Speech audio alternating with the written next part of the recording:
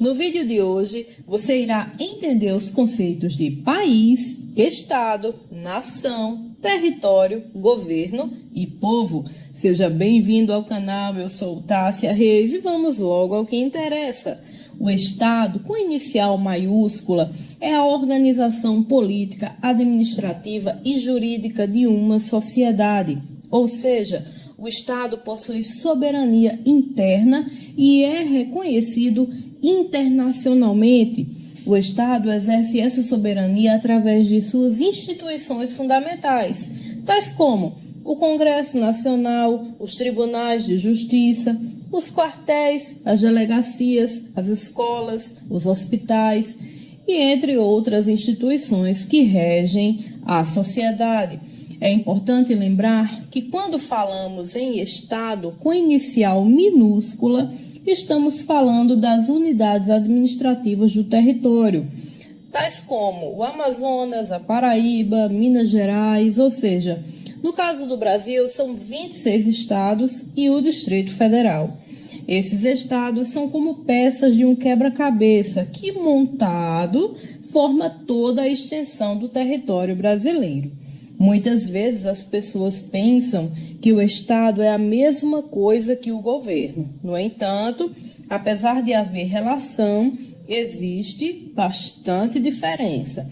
O governo é transitório, tanto que há eleições de 4 em 4 anos para que ele seja alterado.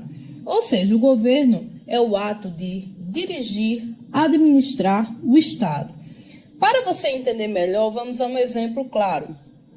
Quando um presidente é afastado de seu cargo, ele é imediatamente substituído. Isso mostra o quanto o Estado é soberano, pois ele é muito maior do que o governante que o está administrando, pois mesmo em uma grave crise, as instituições do Estado não param de funcionar. Imagina só se por causa de uma crise no governo, parassem de funcionar delegacias, hospitais, os bancos públicos, como a Caixa Econômica Federal, as escolas, os presídios, aconteceria um caos na sociedade. Por isso, o Estado é tão importante e muito maior do que o governo. O território é toda a base física onde o Estado exerce seu poder de organização. Além do espaço continental, conta também com o espaço aéreo, as ilhas e o mar territorial, caso seja banhado pelo mar. Todo o território é delimitado por fronteiras, que devem ser reconhecidas e respeitadas pelos outros países. Ou seja, ninguém pode sobrevoar o Brasil sem autorização, nem estar em mar brasileiro sem autorização da Marinha. É mais ou menos como a sua casa. Ninguém pode entrar sem sua permissão.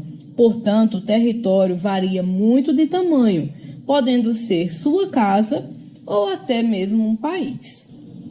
A nação é um agrupamento de pessoas que possuem o mesmo passado histórico comum, que deu origem a uma identidade cultural. Ou seja, a nação terá costumes, tradições, idioma e religião comuns. Será que toda nação possui um Estado, formando assim um Estado-nação? Se você disse que não, acertou.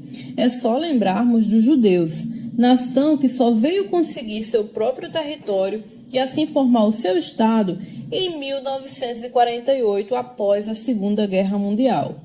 Esse é só um exemplo, pois existem outras nações sem território e, portanto, sem seu Estado soberano. Para você entender melhor, vamos a um exemplo extremo.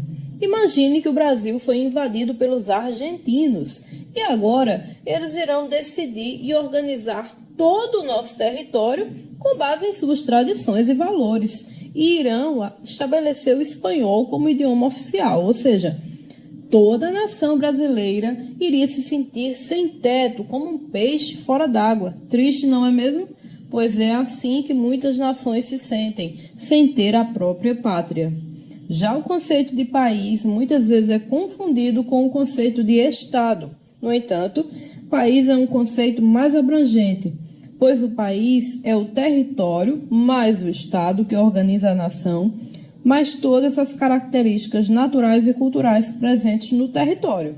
Então, se você diz que no estado brasileiro há diversos tipos de vegetação, esta frase está errada. O correto seria dizer que no país há diversos tipos de vegetação. Pois lembre-se, o estado é super importante, mas ele é um grande organismo de comando e controle da sociedade que exerce poder através das instituições. Já o país, esse sim conta com tudo: território, nação, estado e governo. Então, sempre que falamos de clima, fauna, futebol, carnaval, belezas naturais, isso tudo está relacionado ao conceito de país. Estado é um conceito mais sério e bastante relacionado à política e à administração. Já povo é o conjunto de pessoas que habitam determinado território, que estão sob as mesmas leis e diretrizes de um estado. Ou seja, um japonês que mora no Brasil há mais de 20 anos, que possui cidadania brasileira, mesmo não tendo um passado histórico com a nação brasileira, possui os mesmos direitos e deveres. Então faz parte do povo brasileiro. Espero ter ajudado. Se gostou, deixa